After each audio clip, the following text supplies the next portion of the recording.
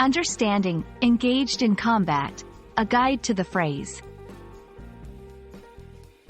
Hello, and welcome to today's English language learning session. In this video, we're going to explore the phrase, engaged in combat.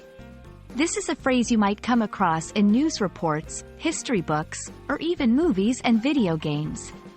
By the end of this video, you'll understand not just the meaning of the phrase, but also its connotations and how to use it in a sentence.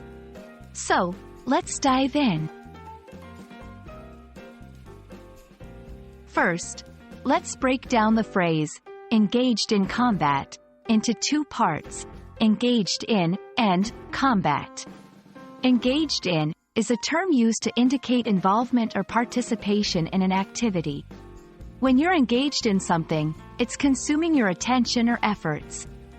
Combat, on the other hand, refers to fighting between armed forces. It's a more formal word for a physical fight or battle, especially in a military context. So, when we put these two together, engaged in combat implies actively participating in a fight or battle, typically in a military or structured setting.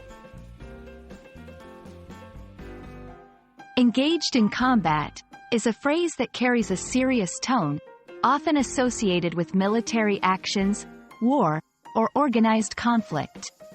It's important to understand the gravity of this phrase when using it. For instance, you wouldn't use this phrase to describe a minor disagreement or a playful wrestling match between friends.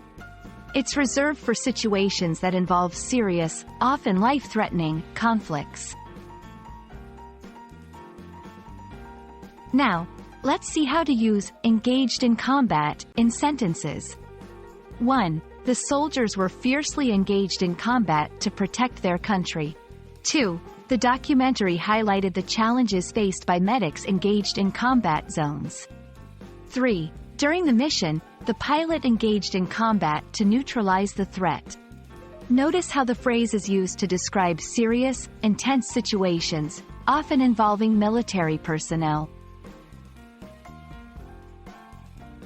Understanding phrases like engaged in combat is crucial for a comprehensive grasp of the English language, especially when dealing with historical, military, or news contexts. We hope this video has shed light on the meaning, use, and gravity of this phrase. Remember, language is not just about words, but the stories and realities they represent.